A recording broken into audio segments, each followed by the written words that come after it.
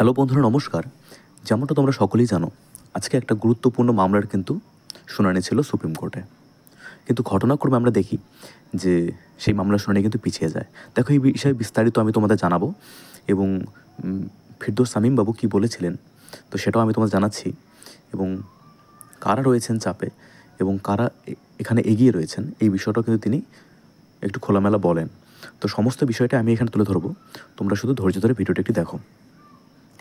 আমি যেটা বলতে চাচ্ছি এখানে, যে খবরটা সামনে এসেছে ইতিমধ্যে, যে আগামী 15ই জানুয়ারি বেলা 2টোয় কিন্তু এই মামলার আবার পরবর্তী শুনানি হবে। এবং প্রশ্ন হচ্ছে, তাহলে আজকে কেন হয়নি? দেখো, এরকম প্রশ্ন যখন করা হয় শামীমবাবুকে, তো তিনি যা উত্তরে বলেন তো সেটা হলো যে আজকে বসেছিল বেঞ্চে 3 জন এবং একজন ছিলেন নতুন। তো বাকি 2জন যারা ছিলেন তারা তো এই মামলাটি শুনেছিলেন, এবং নতুন যিনি রয়েছেন আজকে ছিলেন। তো আজকে যদি মামলাটা উঠতো তাহলে কি সেখানেই ওনার আবার 3rd নাম্বার যে জাজ রয়েছেন মহামান্য সুপ্রিম কোর্টের, তাকেও সমস্ত ঘটনাটি আবার প্রথম থেকেই শোনাতে হতো। তো সেই জন্যই যে 2জন বিচারপতি মামলাটি এতদিন ধরে শুনে এসেছিলেন, তো তারাই এটা মুলতবি করেন এবং নেক্সট ডেট দেওয়া হয় 15ই জানুয়ারি, এবং বেলা 2টোয় কিন্তু এই মামলাটি আবার শুনানি হবে। এবং আরেকটি ঘটনা যেটা সামনে চলে আসে সেটি হলো যে আজকেই কিন্তু সিবিআইকে রিপোর্ট দিতে বলা হয়েছে, এবং সেই দিন অর্থাৎ 15ই জানুয়ারি প্রত্যেক পার্টি অর্থাৎ যে পক্ষ রয়েছেন সকলেই যেন হলফনামা জমা দেন সেই নির্দেশও কিন্তু দেওয়া রয়েছে। দেখো, 26,000 মামলাটি যে রয়েছে এসএসসির, এটা একটা জটিল প্রক্রিয়ায় একদম জড়িয়ে পড়েছে বর্তমানে। তো বৈধ এবং অবৈধ এই বিষয়টি যদি সেপারেট করে দেখাতে পারেন যে কারা বৈধভাবে হয়েছেন এবং কারা অবৈধভাবে হয়েছেন, তাহলে হয়তো বিষয়টি অতি সহজেই মিটে যাবে। কিন্তু কোনো কারণে, যেমনটা আমি নিজে এবং আপনারা যেমনটা শুনেছেন, যে ওএমআর শিটই তো পাওয়া যাচ্ছে না, তো সেক্ষেত্রে কিন্তু একটা বিরাট চাপের মধ্যে কিন্তু পড়তে চলেছেন 26,000 এই চাকরি প্রার্থী।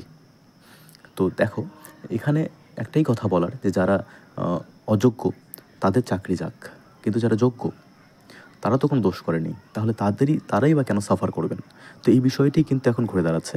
তো এই নিয়ে রাজ্যের তরফ থেকে, ঠিক আছে, এবং সিবিআই এবং বোর্ড, এসএসসি বোর্ড প্রত্যেকেই কিন্তু নিজের যে ডকুমেন্ট সেগুলোকে তারা তৈরি করেছেন, এবং আগামী 15ই জানুয়ারি হয়তো আজকেই তারা প্রেজেন্ট করতেন, কিন্তু আজকে যেহেতু জিনিসটি মুলতবি হয়ে যায়, তাই আগামী 15ই জানুয়ারি তাদের কিন্তু তাদের ডকুমেন্ট বা হলফনামা কিন্তু সাবমিশন করতে হবে, অর্থাৎ সাবমিট করতে হবে। এবং সিবিআইকে আজকেই নির্দেশ দেওয়া হয় তারা যেন তাদের যাবতীয় নথি আজকেই জমা করেন। তো ফিরদৌসবাবু এটাই কিন্তু বলেছিলেন মিডিয়ার সামনে, এবং আমি সেটাই তোমাদেরকে সরাসরি বললাম। এবং একটাই কথা তিনি যেটাতে জোর দিচ্ছেন, যে এই কিছু সংখ্যক অযোগ্য প্রার্থীর জন্য পুরো 26 বাকি যারা রয়েছেন যোগ্য, তাদের যেন কোনো মতেই কোনো রকম বাধার সম্মুখীন হতে না হয়, বা তারা যেন ন্যায্যভাবেই যারা পেয়েছেন তারা যেন ন্যায্যভাবেই সেই চাকরি করতে পারেন। তো এইরকম একটা ব্যাপার কিন্তু দেখা যাচ্ছে।